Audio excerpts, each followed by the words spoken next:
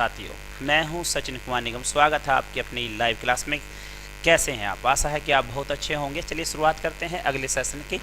और ये आपका अब तक मैं 6 आपके पाठ करा चुका हूं। ये अब की बार आपका 7वां पाठ है और इसके ही साथ साथ हम करने वाले हैं यहाँ पर इस पाठ को पूरा। ठीक है, देखिएगा, पेन उठाएंगे और बात करेंगे। लेसन का जो नाम है वचनों का माधुर्य। अब ये क्या है? एक निबंध है। अब मैं आपको बताता रहता हूँ लेख क्या होते हैं, आपके पत्र क्या होते हैं, निबंध क्या होते हैं, उसी तरह से इसकी बात करेंगे हम। अब यहाँ पर जो निबंध दिया हुआ है, इस निबंध में आपको क्या क्या समझाया जाएगा, क्या दिखाया जाएगा, केवल और केवल इतना समझना है आपको। सबसे ज़्यादा जरूरी है, जो मैं आपको हमेशा बता देता हूँ, कि आपको अभ्यास ज्ञान होना जरूरी है। अगर आप अभ्यास ज्ञान कर लेते हैं तो आपको समझने में और पढ़ने में आसानी हो जाएगी। चलिएगा, करते हैं शुरुआत। प्रस्तुत पाठ के माध्यम से बच्चों को मधुर वाणी या वाणी के माधुर्य को समझाया गया है। मैं कह रहा था पिछली क्लास में, मैंने आपको बताया था कि अगर आपके अंदर शालीनता है, शिष्टाचार है, भाषा आपकी वाणी जो है आपकी मिठास भरी है, तो आप किसी को भी अपना बना सकते हैं, किसी को वश में कर सकते हैं। बिल्कुल ठीक वैसा ही कबीरदास जी कहते हैं, कभी मीठी वाणी बोलिए मन का आपा खोए, और हन को शीतल करे अपहु शीतल होए। ठीक वैसा ही इसमें दिखाने जा रहे हैं हम आपको। ठीक है, भाषा मनुष्य को ईश्वर की देन है। हमारी भाषा में मधुरता का जितना अधिक अंश होगा, हम उतने ही दूसरों के प्रिय बन सकते हैं। हमारी बोली में माधुर्य के साथ साथ शिष्टता भी होनी चाहिए। भाषा ही हमारी शिक्षा, दीक्षा, कुल की परंपरा और मर्यादा का एक परिचय देती है। आइए पढ़ें और जानें। चलिए आगे बढ़ते हैं और जानते हैं इसके बारे में कहना क्या चाहता है। ठीक है, आगे बढ़ेंगे। भाषा मनुष्य का विशेष अधिकार है। भाषा के कारण ही मनुष्य उतनी उन्नति कर सकता है। जानवर हजारों वर्षों से जहां के तहां बने हुए हैं। देखेगा, मनुष्य के पास जब से भाषा आई है, भाषा से अपने विचारों का आदान प्रदान करना शुरू कर दिया और उसी के माध्यम से उसने अपने आप को पहचाना है। जबकि अभी तक जितने भी जीव जंतु धरातल पर हैं, उनके पास में अपने ना तो कोई विचार है, विचार तो है लेकिन विचारों का आदान प्रदान करने का माध्यम उनके पास में नहीं है। ठीक है, आगे बढ़ेंगे। किंतु मनुष्य उत्तरोत्तर उन्नति करता चला आया है। अन्य जानवरों की अपेक्षा मनुष्य भौतिक बल से न्यून होता हुआ भी अपनी बुद्धि और भाषा के सहारे सबसे अधिक सबल हो गया है। उसने पंच महाभूत को अपने वश में कर लिया है। पंच महाभूत का मतलब है जिसको आप भगवान कहते हैं, यानी कि भूमि, गगन और पानी, आग और वायु, यानी कि 5 तत्वों को उसने कैसे कर लिया है? अपने वश में कर लिया है और उन्हीं के ऊपर वह आज अपना जीवन यापन कर रहा है। यह सब भाषा द्वारा सहकारिता के बल पर ही हो सकता है। भाषा द्वारा हमारे ज्ञान और अनुभव की रक्षा होती है। भाषा द्वारा मनुष्य की सामाजिकता कायम है, किंतु भाषा का दुरुपयोग ही उसे छिन्न भिन्न भी कर देता है। एक मधुर शब्द तो रूहों को मिला देता है और एक ही कूट शब्द 2 मित्रों के मन में विमनस्य उत्पन्न कर देता है। यानी कि अगर आप अच्छे शब्दों को बोलते हैं, अच्छे विचारों को रखते हैं, अच्छी आपके भाषा शैली है, कहते हैं इंग्लिश में बॉडी लैंग्वेज और लैंग्वेज कम्युनिकेशन अगर अच्छा है आपका, तो आप अपने विचारों का आदान प्रदान अच्छा कर सकते हैं, यानी कि कम्युनिकेशन बेटर कर सकते हैं। ठीक है, अब प्रश्न यह है कि मधुर भाषा किसे कहते हैं? साधारणतः जो वस्तु मनोकूल होती है, जिसे चित्र दृढ़ता होता है, वही मधुर कहलाती है। माधुर्य भाषा का भी गुण है। वचनों का माधुर्य हृदय द्वार खोलने की कुंजी है। वचनों का आकर्षण न्यूटन के गुरुत्वाकर्षण और चुंबक के आकर्षण से भी बढ़कर है।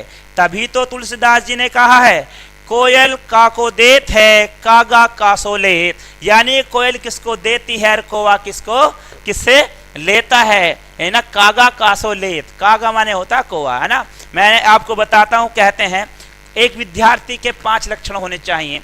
काक चेष्ट वाको ध्यान स्व निंद्रा अल्पहारी गृह त्यागी विद्यार्थी 5 लक्षणम। ठीक वहां से देखेगा तो कहते हैं, कोयल काको देत है, कागा कासो लेत, तुलसी मीठे वचन ते जग अपना करियो लेत। यानी कि जो आपकी कोयल है वो क्या देती है, कौवा क्या लेता है। कहते हैं तुलसीदास जी मीठे वचनों से जग को अपना कर लेंगे।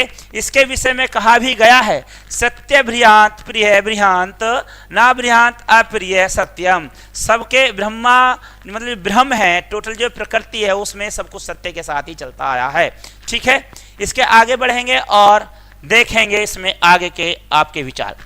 अर्थात सदा सत्य बोलना चाहिए, प्रिय बोलना चाहिए, कभी भी अप्रिय सत्य नहीं बोलना चाहिए।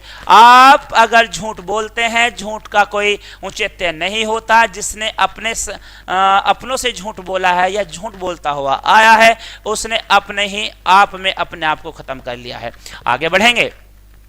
एक ही बात को हम कर्णकूट शब्दों में कहते हैं और उसी को हम मधुर बना सकते हैं। बाणभट्ट जब मरने वाले थे तब यह प्रश्न उठा कि उनकी अधूरी कादम्बरी कौन पूरी करेगा। उन्होंने अपने दोनों लड़कों को बुलाया और उनसे पूछा कि सामने जो सूखा वृक्ष पड़ा है उसको तुम किस प्रकार अपनी भाषा में व्यक्त करेंगे। बड़े लड़के ने कहा, देखिएगा बहुत अच्छी बात है यहाँ पर कि एक सूखा वृक्ष पड़ा है। उन्होंने कहा कि आप अपने विचारों में से कैसे व्यक्त करेंगे। तो उन्होंने कहा बड़े लड़के से, अब बड़े लड़के से जब कहने लगे तो उसने कहा, बड़े लड़के ने कहा शुष्क काष्ठ तिष्ठ्यंग्रे। दूसरे ने कहा नीरस तरु विलस्ति परतः। बात एक ही थी, कहने में फर्क था। ठीक है, अब कहने में जब फर्क था तो ये वाली बात आपके सामने आ जाती है। अब फर्क कितना था इसको भी देख लेंगे। ठीक है, बाणभट्ट ने अपने, क्या हो रहा है, हाँ, बाणभट्ट ने पेन काटनी पड़ेगी, वीडियो इतनी काटेंगे। हाँ, कहने में फर्क था। बाणभट्ट ने अपने छोटे लड़के को ही पुस्तक पूरी करने का आभार सौंपा। यह तो रही साहित्य के शब्द संयोजन की बात, साधारण बोलचाल में भी बड़ा अंतर हो जाता है। अब देखेगा जो शब्दों की शैली है उसको उन्होंने समझा कि किसके शब्द अच्छे हैं, कौन अच्छा बता रहा है, किसका प्रभाव अच्छा है, किसकी भाषा शैली अच्छी है। उन्होंने उन सब बातों को प्रस्तुत यहाँ पर किया और उसी के माध्यम से उन्होंने अपने लड़के को कहा कि अब इस पुस्तक को आप पूरा करेंगे। भाव को प्रभावशाली भाषा में व्यक्त कर देना ही साहित्य है। जो मनुष्य किसी गलतफहमी को दूर करे, रूठे मित्र को मना लेता है, वह सच्चा साहित्यिक होता है। वार्तालाप की शिष्टता मनुष्य को आदर का पात्र बनाती है और समाज में उसकी सफलता के लिए रास्ता साफ कर देती है। देखेगा, अगर आपके अंदर इतनी शिष्टाचार बची हुई है, आप रूठे को मना सकते हैं, किसी को जाते जाते रोक सकते हैं। अगर ये सब बातें आप रखते हैं तो आपके अंदर ये सब बातें अच्छी होंगी और यही आपको सिखाता है, मनुष्यता के विचारों में लाता है और आपको ये बताता है कि आप कितने अच्छे हैं।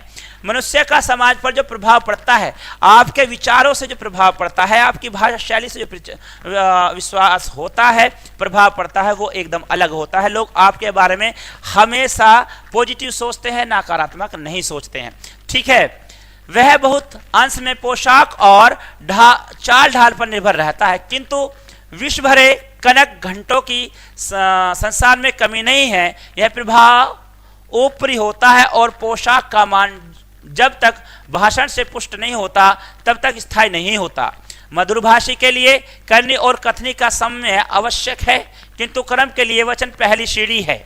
अब देखेगा, आपकी जो भाषा शैली है वो कर्मों को दर्शाती है, आपका समय को बनाती है, भाषण में पुष्टता दिखाई देती है। पोशाक आपकी बताते कि सामने वाला कैसा है। कहते हैं कि सामने वाले को देख करके पता चल जाता है कि उसकी वेशभूषा और उसकी वाणी से पता चलता है कि सामने वाला कैसे विचार रखता है और कैसा व्यक्ति है। ठीक है, अब इसके आगे किंतु कर्म के लिए वचन पहली सीढ़ी है। अब अगर आप कर्म अच्छे करना चाहते हैं तो वचनों का आदान प्रदान अच्छा होना चाहिए। मान लीजिए आप किसी जगह एक इंटरव्यू देने जाते हैं, वो आपसे बात करते हैं और आप वहां पर एकदम कर्कश भाषा में जवाब देना शुरू करते हैं तो आप सक्सेस नहीं हो पाएंगे। सामने वाले के सामने खड़े होकर के उसे कभी भी छोटा नहीं मानना चाहिए और उससे अच्छे ढंग से पेश आना चाहिए। ठीक है, इसके बाद में मधुर वचन ही विश्वास उत्पन्न कर भय और आतंक का परिमार्जन कर देता है। कूटभाषी लोग हृदय खोलकर बात करने से डरते हैं। सामाजिक व्यवहार के लिए विचारों का आदान प्रदान आवश्यक है और वह भाषा की शिष्टता और स्पष्टता के बिना प्राप्त नहीं होता। भाषा की सार्थकता इसी से है कि वह दूसरों पर यथेष्ट प्रभाव डाल सके।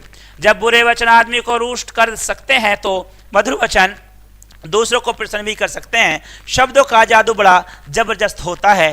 कहते हैं अगर किसी को मनाना है तो भी शब्द काम आएंगे और किसी को अपने से दूर करना है तब भी शब्द काम आएंगे। तभी तो कहते हैं कि मीठी वाणी बोलिए मन का पाक होए। ये मैं आपको हमेशा बताता हूं। ठीक है, भाषा शैली मधुर होनी आपकी चाहिए। इसके साथ ही मधुर वचन के साथ यह भी आवश्यक है कि उनके पीछे भाव भी शिष्ट मधुर हो, नहीं तो मूल में के सिक्कों की भांति बेकार रहेंगे। हृदय की मिलनता और मधुर वचनों का योग नहीं हो सकता। वचन के अनुकूल जब कर्म होते हैं तभी मनुष्य वंद्य बनता है। मनुष्य के चरित्र के असली परिचायक उसके कर्म भी होते हैं, किंतु बिना मधुर वचनों के लोग दूसरों के सद्व्यवहार का भी लाभ नहीं उठाना चाहते। मानो ही मनता धनम, अर्थात मान ही बड़े आदमियों का धन होता है।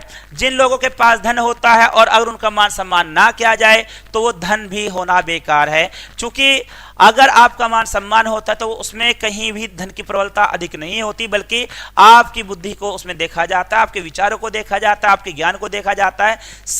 आज तक इस संसार में जितने भी आपके ऋषि मुनि हुए उनके पास पैसा नहीं था, धन नहीं था, बल्कि उनके पास क्या था? ज्ञान था और बात करने का तरीका, भाषा शैली और अपने विचारों का आदान प्रदान करना। इसीलिए वो आज तक हमारे बीच में जाने जाते हैं। ठीक है, इसके बाद में कहां फंस गई? इसके बाद में जो लोग बिना मान के दान देते हैं उनका दान स्वीकार नहीं होता। मान का पान भी बहुत होता है और रहीम के शब्दों में अमी प्यावे मान बिनु सोनर मोही ना सुहाए। मिष्ट भाषण समाज सेवक का एक आवश्यक गुण हो जाता है। ये गुण जन्म से तो प्राप्त होते ही हैं, किंतु शिक्षा द्वारा भी ऐसे शुभ अभ्यासों संस्कार बनाए जा सकते हैं। मन, वाणी और कर्म का सामंजस्य ही मनुष्य को श्रेष्ठता के पद पर पहुंचाता है। फिर भी वचनों का विशेष महत्व है, क्योंकि एक कूट वचन सारे के धरे पर पानी फेर सकता है। यद्यपि यह ठीक है कि दुधारू गाय की 2 लातें भी सहन की जाती हैं, फिर भी दूसरों के स्वाभिमान का हनन कर उसके साथ उपकार करना कोई महत्ता नहीं रखता है। देखिए, अगर आपको दूध मिल रहा हो, मीठा दूध मिल रहा हो, अमृत मिल रहा हो, तो आप 2 लातें गाय की भी खाना पसंद करेंगे। लेकिन एक स्वाभिमानी व्यक्ति जो अपने सामने नहीं, स्वाभिमानी नहीं, अहंकारी व्यक्ति आपके सामने अपनी बात रखता है, कभी आपकी बात सुनता ही नहीं है, आप उसके पास भी जाना बेकार ही समझेंगे। ठीक है, इसके साथ साथ वाणी की मधुरता के साथ साथ विनयपूर्वक व्यवहार की भी आवश्यकता है। विनयपूर्वक व्यवहार की शिष्टाचार है। शिष्टाचार का अर्थ लोग दिखावा या तकल्लुफ कहते हैं, लेकिन वास्तव में उसका अर्थ है सज्जनोचित व्यवहार, यानी कि सज्जन उचित व्यवहार की यहाँ पर बात करता है। मधुर भाषा के साथ इसका भी मूल्य है। इनके द्वारा मनुष्य की शिक्षा, दीक्षा और कुल की परंपरा और मर्यादा का परिचय मिलता है। ठीक है, यहां तक हम पहुंचे और यहां पर अब तक जो आपको बताया गया वो यही बताया गया कि कितना इसमें धैर्य रखा जा सकता है। ठीक है, किसी काम को करने के लिए आप जो है शिष्टता का परिचय दे सकते हैं। आपके जो ये व्यवहार हैं ये सभी आपको दर्शाता है। ठीक है, मजबूरी के ही कारण होना चाहिए, चाहे वो सुविधाएं की मजबूरी हो या आर्थिक इनकार शिष्टता के साथ हो। ये सभी बातें बार बार आपको यही दोहराएगा कि आपको शिष्टाचार करना चाहिए, बड़ों का आदर करना चाहिए। और ये कहीं नहीं लिखा है कि केवल छोटे ही बड़ों का आदर करेंगे और बड़े छोटों का आदर नहीं करेंगे। जिन्होंने शिष्टाचार नहीं सीखा वो कुछ नहीं कर पाता। वार्तालाप में हमको व्यापारिक बातचीत और निजी बातचीत में थोड़ा अंतर करना होगा। व्यापारिक बातचीत भी अशिष्ट नहीं होनी चाहिए, किंतु वह नपीतुली हो सकती है। निजी संबंध की बातचीत में आत्मीयता का अभाव नहीं करना चाहिए, अर्थात हमें किसी भी तरह की ऐसी बातें नहीं करना चाहिए जहां पर शिष्टाचार को आप भूल जा रहे हो और अच्छे कर्म करना छोड़ रहे हो। यह सारा जो लिखा गया था यह बाबू गुलाब राय द्वारा आपको पढ़ाया गया है। आपने इससे क्या सीखा, आप इसको अच्छा खासा कमेंट में कर सकते हैं। एक नहीं से 2 बार पढ़ें। मैं लेता हूं आपसे विदा, मिलते हैं अगली क्लास में। तब तक के लिए गुड डे, गुड बाय, जय हिंद।